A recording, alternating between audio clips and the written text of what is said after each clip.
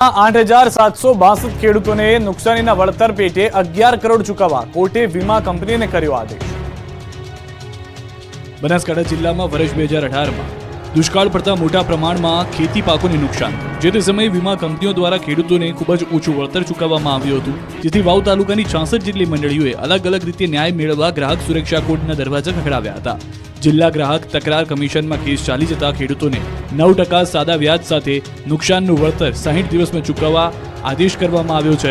બનાસકાંઠા જિલ્લાના 8,762 ખેડૂતોને વળતર પેટે 11 કરોડ રૂપિયા કોર્ટે ચૂકવવાનો વીમા કંપનીને આદેશ કર્યો છે। ખેડૂતોને વળતર ચૂકવવા આદેશ થતા ખેડૂતોમાં ખુશીની લહેર છવાઈ। કોંગ્રેસમાં વધુ એક ભંગાણ, અમદાવાદ કોંગ્રેસ પાર્ટીમાં વધુ એક રાજીનામું। અમદાવાદ જિલ્લા કોંગ્રેસ પ્રમુખ બળવંતસિંહ ગઢવીનું રાજીનામું, પક્ષના તમામ હોદ્દાઓ પરથી આપ્યું રાજીનામું। આવતીકાલે ભાજપનો કેસરીઓ ધારણ કરશે। ગુજરાત ઓબીસી ચેરમેન ઘનશ્યામ ગઢવી પણ ભાજપમાં જોડાઈ શકે છે। કોંગ્રેસ પ્રવક્તા સંજય ગઢવી પણ જોડાઈ શકે છે ભાજપમાં। વિચરતી વિમુક્તિ જાતિઓની પ્રદેશ સમિતિના સેલના પ્રમુખ જશવંત યોગી પણ ભાજપમાં જોડાશે। પ્રદેશ અધ્યક્ષ CR પાટીલની વિશેષ ઉપસ્થિતિમાં આવતીકાલે બપોરે 12 કલાકે વિવિધ સમાજના આગેવાનો, વિવિધ પાર્ટીના પૂર્વ હોદ્દેદારો, જિલ્લા તાલુકા પંચાયતના પ્રમુખ સદસ્યો સહિતના લોકો કેસરીઓ કેસ ધારણ કરશે। હાઈ પ્રોફાઇલ લોકસભાની ભરૂચ બેઠક પર આ વખતે જામશે ત્રિપાંખીયો જંગ, થશે દિગ્ગજ ઉમેદવારો વચ્ચે કાંટેકી ટક્કર। ભરૂચ લોકસભામાં ત્રિપાંખીયો જંગ છે। ભરૂચ લોકસભામાં ત્રિપાંખીયો જંગ છે। જી હા, ભરૂચના સાંસદ મનસુખ વસાવા એકદમ સાચું બોલ્યા। વર્ષ 2024 લોકસભાની ચૂંટણીમાં ભરૂચની બેઠક પર આ વખતે ત્રિપાંખીયો જંગ જામવાનો છે। આ બેઠક પર ભાજપ, કોંગ્રેસ અને આમ આદમી પાર્ટી વચ્ચે થશે કાંટાની ટક્કર, કેમ કે લોકસભાની ચૂંટણીને ગણતરીના મહિનાઓ બાકી છે। ત્યાં જ ભરૂચ બેઠકને લઈ રાજકારણ ભર શિયાળે ગરમાયું છે। ભરૂચ લોકસભા બેઠકને લઈ કોંગ્રેસ અને આપ વચ્ચે કોઈ ગઠબંધન હજુ સુધી થયું નથી। થોડા દિવસ પહેલા આમ આદમી પાર્ટીના અધ્યક્ષ અરવિંદ કેજરીવાલે ખુદ આ બેઠક પરથી ડેડિયાપાડાના ધારાસભ્ય ચેતર વસાવા લડશે તેવી જાહેરાત કરી દીધી છે, જે બાદ કોંગ્રેસે પણ પોસ્ટર વોર શરૂ કર્યું છે। આ બેઠક પર ચૂંટણી લડવા માટે કોંગ્રેસના દિગ્ગજ નેતા અહેમદ પટેલની પુત્રી મુમતાજ પટેલે અનેકવાર ઈચ્છા વ્યક્ત કરી છે। હવે અહેમદ પટેલના પુત્ર ફૈઝલ પટેલના પોસ્ટરો પણ લાગી ગયા છે। ફૈઝલે ચૂંટણી પ્રચાર પણ શરૂ કરી દીધો છે, એટલે કે કોંગ્રેસ ફૈઝલ પટેલ કે મુમતાજ પટેલને અહીંથી ઉતારી શકે છે, તો ભાજપ તરફ સાંસદ મનસુખ વસાવા અહીં મજબૂત ઉમેદવાર છે। એટલે કે એક વાત નક્કી છે કે હાઈ પ્રોફાઇલ આ બેઠક પર ત્રિપાંખીયો જંગ જામશે। ત્યારે મનસુખ વસાવાએ દાવો કર્યો કે ત્રિપાંખીયો જંગ પણ જીતશે તો ભાજપ જ। ત્યારે આદિવાસી વોટ બેંક ધરાવતી આ બેઠક પર કોણ બાજી મારશે તેના પર સૌ કોઈની નજર રહેશે। ક્રિકેટના રંગમાં રંગાયા સીએમ ભૂપેન્દ્ર પટેલ, મુખ્યમંત્રીનો આગવો અંદાજ, ફરી એકવાર કરી બેટિંગ। ગુજરાતના મુખ્યમંત્રી ભૂપેન્દ્ર પટેલ ફરી એકવાર ક્રિકેટના મેદાન પર બેટિંગ કરતા જોવા મળ્યા। અમદાવાદ મ્યુનિસિપલ કોર્પોરેશન દ્વારા ગુજરાત રાજ્યની મહાનગરપાલિકાના મેયર્સ અને કમિશનરની ટીમ વચ્ચે ડે નાઇટ ક્રિકેટ ટુર્નામેન્ટનું આયોજન કરવામાં આવ્યું। મુખ્યમંત્રી ભૂપેન્દ્ર પટેલે આ ક્રિકેટ ટુર્નામેન્ટનો બેટિંગ કરી શુભારંભ કરાવ્યો। મુખ્યમંત્રી ભૂપેન્દ્ર પટેલે પોતાના આગવા અંદાજથી બેટિંગ કરીને આ ક્રિકેટ ટુર્નામેન્ટ ખુલ્લી મૂકી। અગાઉ પણ સ્વર્ણિમ ગુજરાત MLA ક્રિકેટ લીગમાં મુખ્યમંત્રી બેટિંગ કરતા જોવા મળ્યા હતા। આ 5 દિવસ રમાનારી ટુર્નામેન્ટમાં અમદાવાદ, ગાંધીનગર, રાજકોટ, સુરત, વડોદરા અને જૂનાગઢ શહેરની મેયર્સ અને કમિશનર્સની ટીમો વચ્ચે મુકાબલો યોજાશે। આ ટુર્નામેન્ટની પ્રથમ મેચ ગાંધીનગર મેયર્સ અને અમદાવાદ મેયર્સ ટીમ વચ્ચે યોજાઈ હતી। મુખ્યમંત્રી સહિતના મહાનુભાવોએ તમામ ટીમના ખેલાડીઓને જીતની શુભેચ્છાઓ પાઠવી। વડોદરામાં 178 વર્ષ જૂની ઐતિહાસિક તોપનું પરીક્ષણ કરવામાં આવ્યું। વડોદરાનું આકાશ તોપની ગોળીઓથી ગૂંજી ઉઠ્યું। એક બાદ એક તોપથી ગોળા ફૂટતા વડોદરા ધણધણી ઉઠ્યું, કેમ કે તોપનું પરીક્ષણ કરાયું હતું। છેલ્લા 180 વર્ષથી રણછોડરાય મંદિરના વરઘોડામાં તોપથી સલામી આપવામાં આવતી હતી, જેના પર છેલ્લા 29 વર્ષથી પોલીસ તંત્ર દ્વારા તોપ ફોડવા પર પ્રતિબંધ મૂકવામાં આવ્યો હતો। વડોદરાના રણછોડરાયજી મંદિરના પૂજારી જનાર્દન દવે 29 વર્ષથી પ્રતિબંધ ફરમાવાયેલ તોપની સલામી માટે કોર્ટમાં અરજી કરી હતી। છેલ્લા 29 વર્ષમાં બીજી વખત તોપનું પરીક્ષણ કરાયું હતું। વડોદરાના નવલખી મેદાન ખાતે આ ઐતિહાસિક તોપનું સફળતાપૂર્વક પરીક્ષણ કરવામાં આવ્યું હતું। વડોદરા કોર્ટના કમિશનર નેહલ દવે અને પોલીસ અધિકારીઓ અને FSLની હાજરીમાં આ તોપોનું પરીક્ષણ કરવામાં આવ્યું હતું। ઐતિહાસિક તોપના સફળ પરીક્ષણ બાદ હવે રિપોર્ટ કોર્ટમાં રજૂ કરવામાં આવ્યો। બાદમાં મંદિરની ઐતિહાસિક 180 વર્ષ જૂની તોપનો ક્યાં અને ક્યારે ઉપયોગ કરવો તે અંગે યોગ્ય નિર્ણય કરવામાં આવશે। બનાસકાંઠામાં સમૂહ લગ્નમાં 9 દંપતીના પાયા સ્કૂટર।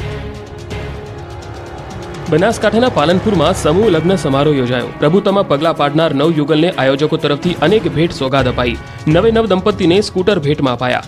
પાલનપુર શહેરના લક્ષ્મીપુરામાં કડવા પાટીદાર સમાજનો સમૂહ લગ્ન પ્રસંગ યોજાયો, જેમાં સમાજના દાતાઓએ 2 હાથે દાનનો વરસાદ કર્યો। દાતાઓ તરફથી સમાજની દીકરીઓને કરિયાવરના ભાગરૂપે સ્કૂટર ગિફ્ટમાં અપાયા, જેને લઈ દંપતીએ ખુશી વ્યક્ત કરી। લક્ષ્મીપુરામાં કડવા પાટીદાર સમાજ દ્વારા આ 24મો સમૂહ લગ્નોત્સવ યોજાઈ રહ્યો છે। રાજકોટ જેલની કાળ કોઠરી રંગીન બની, અનેક ચિત્રોથી જેલની દિવાલો સુશોભિત કરાઈ.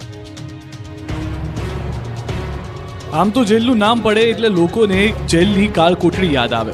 જો કે રાજકોટની જેલની કોઠડી પણ હવે રંગીન બની. સૌરાષ્ટ્રની સૌથી મોટી ગણાતી રાજકોટ મધ્યસ્થ જેલમાં મિશન સ્માર્ટ સિટી ટ્રસ્ટે વિશેષ આયોજન કર્યું. જેલની અંદર મોટી સંખ્યામાં ચિત્ર દોરવામાં આવ્યા. જેલમાં જનારા કેદીઓની જિંદગી ફરી રંગીન બને તેવા હેતુથી ચિત્રકારો દ્વારા જેલની વિવિધ દિવાલોને રંગવામાં આવી. જેલની આ દિવાલો પર 96 જેટલા ચિત્રકારોએ વિવિધ ચિત્રો કર્યા. 100 કરતાં વધુ ચિત્રો દોરી જેલની દિવાલોને સુશોભિત કરી નાખી. ચિત્રોમાં પેઇન્ટરો દ્વારા જેલના કેદીઓને વિવિધ મેસેજ આપવાનો પ્રયાસ કરવામાં આવ્યો. બ્લેક એન્ડ વ્હાઇટ દિવાલો પર ચિત્રો તૈયાર કરવા સાથે અમુક ચિત્રોમાં જેલની અંદરની દુનિયા પ્રસ્તુત કરવામાં આવી. જેલની અંદર લાઇબ્રેરી, ગૌશાળા, રસોડું, બેકરી સહિત અનેક જગ્યાઓને ચિત્રોના માધ્યમથી રજૂ કરવામાં આવી. આ પ્રેરણાદાયી ચિત્રોથી કેદીઓના જીવનમાં પરિવર્તન આવે તેવો પ્રયાસ ચિત્રકારો દ્વારા કરવામાં આવ્યો હતો. તંત્ર દ્વારા અને સમાજ સેવકો દ્વારા કરવામાં આવતા વિવિધ પ્રયાસો ત્યારે જ સાર્થક નીવડે કે જ્યારે ખરેખર કોઈ કેદીઓને જીવનમાં પરિવર્તન આવે. સુરતમાં એનિમલ લવર્સ માટે પેટલાથોન યોજાયું હતું. પશુ પક્ષીઓ અને પર્યાવરણ બચાવની થીમ પર વિશેષ ઇવેન્ટ.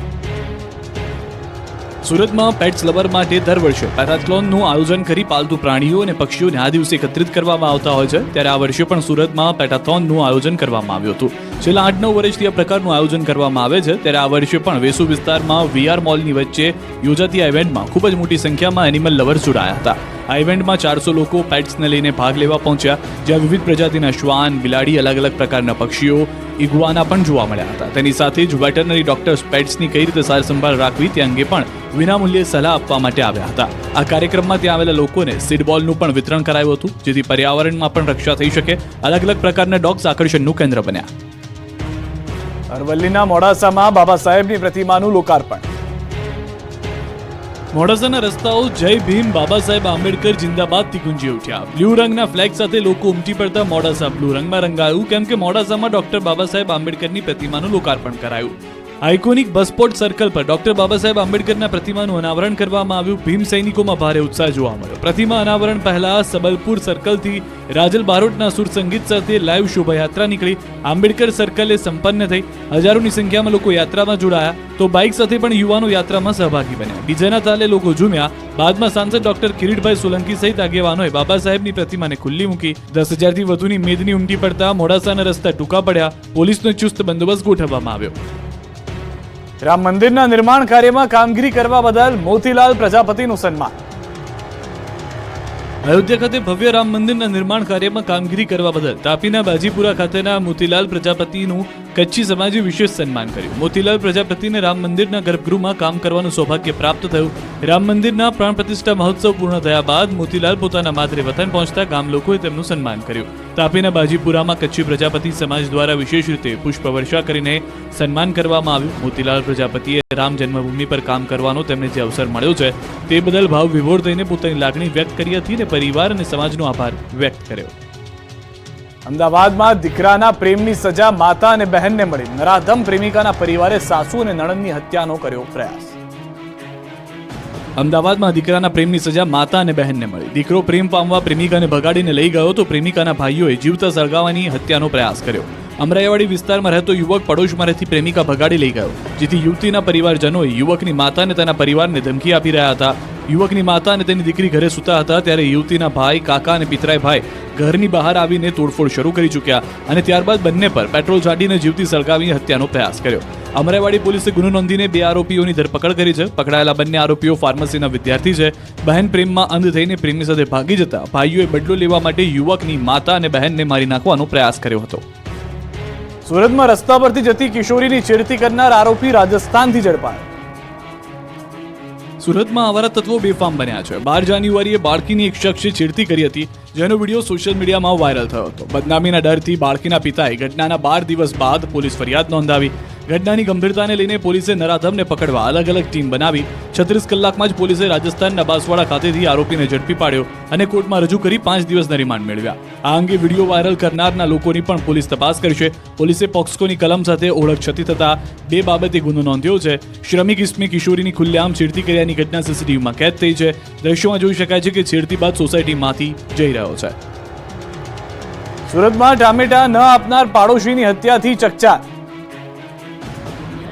સુરતમાં રાત્રે શાક બનાવવા માટે એક પાડોશી બીજા પાડોશીના ઘરે ટામેટા માંગવા ગયો, પણ પાડોશીએ ટામેટા ન આપ્યા. આ જ વાતની અદાવત રાખી માગવા આવનારે પાડોશીને છરીના ઘા ઝીકી દીધા. ગંભીર ઇજાને કારણે સારવાર મળે એ પહેલા જ પાડોશીનું મોત થયું.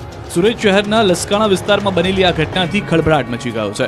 મૃતક વિદ્યાધર, પાંડવ, શ્યામલ અને હત્યારો બંને શ્રમિક છે અને આજુબાજુમાં જ રહેતા હતા. હત્યારાનું નામ કાળુ ગુરુ, સંતોષ ગુરુ છે, જેની સરથાણા પોલીસે ધરપકડ કરી લીધી છે. સાબરકાંઠામાં તસ્કરોએ પહેલા દારૂની મહેફિલ માણી, પછી 3 ઘરમાં ચોરી કરી. સાબરકાંઠામાં તસ્કરોએ ફરી એકવાર તરખાટ મચાવ્યો છે. સાબરકાંઠાના ઈડરના મોહનપુરા સમર્થ બંગલોમાં 4 મકાનના તાળા તૂટ્યા છે. રાત્રિના સમયે જ્યારે મકાન માલિકો લગ્ન પ્રસંગમાં ગયા ત્યારે જ તસ્કરોએ બંધ મકાનને નિશાન બનાવ્યું અને ઘરમાં હાથ ફેરો કરી ફરાર થઈ ગયા. ચોરી કરવા આવેલા તસ્કરોએ પહેલા દેશી દારૂની મહેફિલ માણી, ત્યારબાદ ચોરીને અંજામ આપ્યો. સમગ્ર મુદ્દે ઈડર પોલીસે ગુનો નોંધી આરોપીને ઝડપી લેવા કવાયત શરૂ કરી છે. સોસાયટીમાં એક સાથે 4 મકાનોના તાળા તૂટતા લોકોમાં ફફડાટ ફેલાયો છે. સાથે જ પોલીસના નાઇટ પેટ્રોલિંગ પર સવાલો ઉઠ્યા છે. પંચમહાલમાં 2 જગ્યાએ ભીષણ આગ લાગી. ગોધરાના લાકડાના ગોડાઉન અને હાલોલમાં જંતુનાશક દવાના યુનિટમાં આગ લાગતા અફરાતફરીનો માહોલ. પંચમહાલમાં 2 જગ્યાએ ભીષણ આગ ફાટી નીકળી હતી, જેમાં ગોધરા શહેરના અમદાવાદ હાઈવે માર્ગ ઉપર આવેલ સિમલા વિસ્તારમાં ભીષણ આગ લાગી ગઈ હતી. આગ લાગતા અફરાતફરી મચી જવા પામી હતી. અમદાવાદ હાઈવે માર્ગ પાસે આવેલ સિમલા વિસ્તાર નજીક લાકડાના ગોડાઉનમાં ભીષણ આગ લાગતા દોડધામ મચી ગઈ હતી. સ્થાનિક લોકોએ તાત્કાલિક ગોધરા ફાયર બ્રિગેડને જાણ કરતા ફાયર બ્રિગેડના જવાનો તાત્કાલિક ઘટના સ્થળ ઉપર પહોંચી કલાકોની જહેમત બાદ બંને આગને કાબૂમાં લીધી હતી. જો કે સ્થાનિક લોકોની જાગૃતતાના પગલે મોટી દુર્ઘટના થતા રહી ગઈ હતી. સદનસીબે આગની ઘટનામાં કોઈ જાનહાનિ થઈ ન હતી. જો કે આગ એટલી વિકરાળ હતી કે દૂર દૂર સુધી ધુમાડાના ગોટે ગોટા દેખાયા હતા. ગોડાઉનમાં રાખેલો સામાન બળીને ખાખ થઈ ગયો હતો. જોતજોતામાં લાકડાના ગોડાઉનમાં લાગેલી આગે વિકરાળ રૂપ ધારણ કરી લીધું હતું. ગોડાઉનની બહાર રાખવામાં આવેલ એક સ્ક્રેપ ટ્રકની કેબિન પણ આગની ચપેટમાં આવતા બળીને રાખ થઈ ગઈ હતી. આ બાજુ હાલોલ ઔદ્યોગિક એકમમાં આવેલી એક પેસ્ટિસાઇડ કેમિકલ્સ કંપનીમાં આગ ફાટી નીકળી હતી. આગ લાગતા લિક્વિડ પેસ્ટિસાઇડનું આખું યુનિટ આગમાં ભડભડ સળગી ઉઠતા 4 જેટલા ફાયર ફાઇટરો ઘટના સ્થળે પહોંચી આગ પર કાબુ મેળવવા પ્રયત્ન કર્યો હતો. પાનેલાવ ગામે આવેલી યસ કમલ ઇન્ડસ્ટ્રીયલ એસ્ટેટમાં આવેલી બરોડા એગ્રો કેમિકલ્સ લિમિટેડ નામની જંતુનાશક દવાનું ઉત્પાદન કરતી કંપનીમાં આગ લાગતા આખું યુનિટ સળગી ઉઠ્યું. જોતજોતામાં આખા યુનિટમાં આગ ફેલાતા સળગી ઉઠેલા કેમિકલના જથ્થાનો ધુમાડો અને આગની જ્વાળાઓ દૂર દૂર સુધી જોઈ શકાતી હતી. આખું યુનિટ સ્વાહા થઈ ગયું હતું. ગીર સોમનાથમાં ગેરકાયદેસર બાંધકામ સહિતના દબાણો હટાવવા સતત બીજા દિવસે પણ મેગા ડિમોલિશન. યાત્રાધામ ગીર સોમનાથમાં સતત બીજા દિવસે દબાણકર્તાઓ પર દાદાનું બુલડોઝર ચાલ્યું. સતત બીજા દિવસે સરકારી જમીન પચાવી પાડનારાઓ પર બુલડોઝર ફરી વળ્યું. ગીર સોમનાથના સોમનાથ નજીક દબાણ હટાવવાની કામગીરી સતત બીજા દિવસે પણ યથાવત રહી. સોમનાથ મંદિરે જતા હમીરજી ગોહિલ સર્કલ આસપાસથી સોમનાથ મંદિર તરફ જતા રસ્તા પર તમામ ગેરકાયદેસર દબાણો દૂર કરવાની કામગીરી કરવામાં આવી. શનિવારે સોમનાથ મંદિર પાછળના ભાગે મેગા ડિમોલિશન હાથ ધરાયું હતું. ડિમોલિશનમાં મોટી સંખ્યામાં પોલીસનો કાફલો હાજર રહ્યો. સોમનાથ પાટણ વિસ્તારમાંથી 30 પાકા મકાન અને 145 ઝૂંપડા મળી કુલ 20 વીઘા જમીન પરથી દબાણ દૂર કરાયું હતું. તો રવિવારે હમીરજી સર્કલથી સોમનાથ મંદિર સુધી રોડ પર બંને બાજુ આવેલા 44 દુકાનો દબાણ દૂર કરવાની કામગીરી હાથ ધરાઈ. વહેલી સવારે મામલતદાર, કલેક્ટર, જિલ્લા પોલીસ વડા, ડીવાયએસપી સહિત ઉચ્ચ અધિકારીઓ ઘટના સ્થળે પહોંચી ગયા.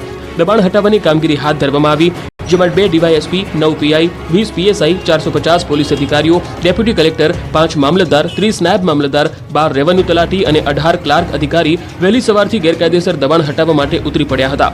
બુલડોઝર ફેરવી લગભગ 3